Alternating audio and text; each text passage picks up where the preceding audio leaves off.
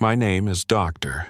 Ron Lieberman. I'm a physician, and I've lived every day since September 10th, 2001, wondering if my wife is dead or if she simply left me. Her name was Sneha Anne Philip. The day she vanished, it didn't feel like anything special. I remember waking up to sunlight filtering through our small Battery Park City apartment. I remember the way Sneha hummed to herself as she tied her hair back. Black, thick, a little messy from sleep.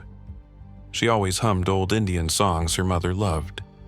That morning, she was singing something soft from Lata Mangeshkar. I didn't know the words, but it made the apartment feel alive. I sat at the tiny kitchen table. Sneha made coffee.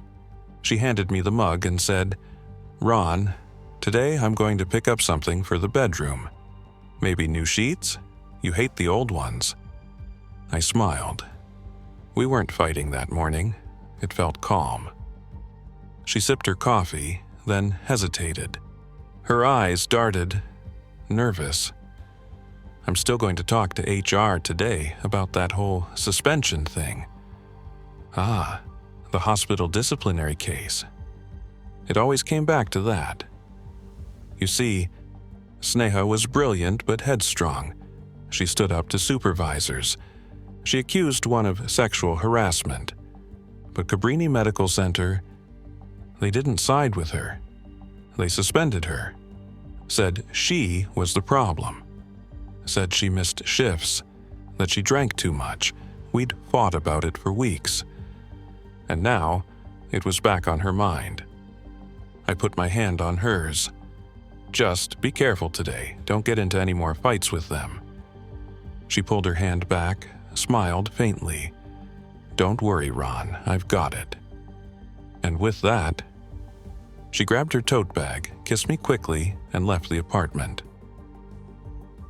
That was the last face-to-face conversation I ever had with her.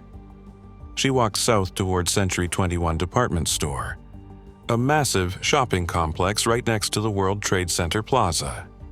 CCTV footage, which I later saw, shows her at 5:15 p.m. entering the store. She's wearing black pants, a brown tunic, and carrying a beige tote. Calm, collected. Between 5 p.m. and 7 p.m. she shops. She buys lingerie, a dress, some new sheets for the bed like she'd promised. She even buys candles, scented ones. At 7:18 p.m. she's caught on camera leaving the store, arms full of shopping bags. She turns west, walking back towards our apartment. And then, the world swallows her whole. I worked late that night. Kings County Hospital in Brooklyn. It was almost midnight when I got home. The apartment was dark, silent. Her shoes weren't by the door. Her keys weren't on the hook. I figured she'd stayed with her cousin. Sneha often did that when she was out late, especially if she'd had a drink or two. I texted her, "Hey, you out late? Call when free, love you." No reply, not that unusual. I went to bed. The next morning, the sky was blue. So blue it almost hurt your eyes. And by 8:46 a.m. the sky was full of fire and ash. A plane hit the North Tower, and then the second. The collapse, the screams, the dust. You know the rest. I tried calling her and paging her. No answer. By afternoon, I ran across the Brooklyn Bridge to get to our apartment. I pushed past soldiers, debris, ash, everything. When I opened our apartment door, her bags weren't there. The new sheets, gone. Candles, gone. Keys, gone. For days, we searched. Her mother flew in from Kerala. Her brothers came from Poughkeepsie. We walked the streets, handed out flyers. We visited hospitals, burned out buildings, makeshift morgues. I gave a statement to the NYPD Missing Persons Unit. An officer, Detective Gary Russo, sat across from me. He tapped his pen slowly and said, "Dr. Lieberman, is there any reason your wife might have left intentionally?" My jaw clenched. "She wouldn't." He raised an eyebrow. "We have reports she frequented bars, stayed out overnight, sometimes with female friends. You two were fighting?" "Yes, but she wouldn't vanish like this."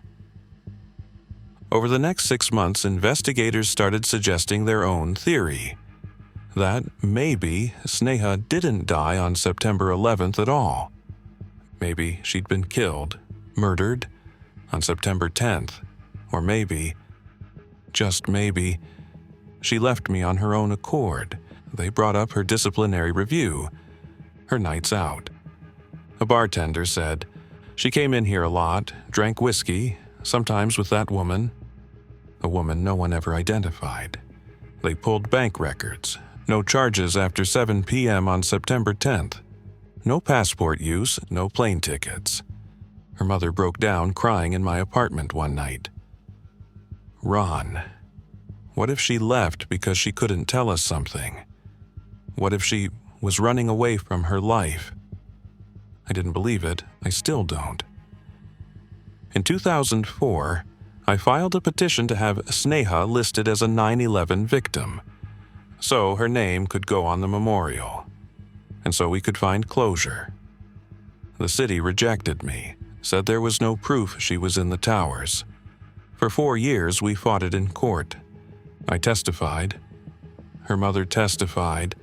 We brought forward character witnesses, CCTV experts, phone records analysts. In 2008, finally, a judge ruled. The most probable scenario is that Dr. Sneha Philip perished attempting to assist victims of the September 11th attacks. Her name was etched on the south pool of the 9/11 memorial, but me? I still don't know what really happened. Sometimes, at night, I wake up and think I hear her keys in the door. I think I hear her voice humming Lata Mangeshkar again.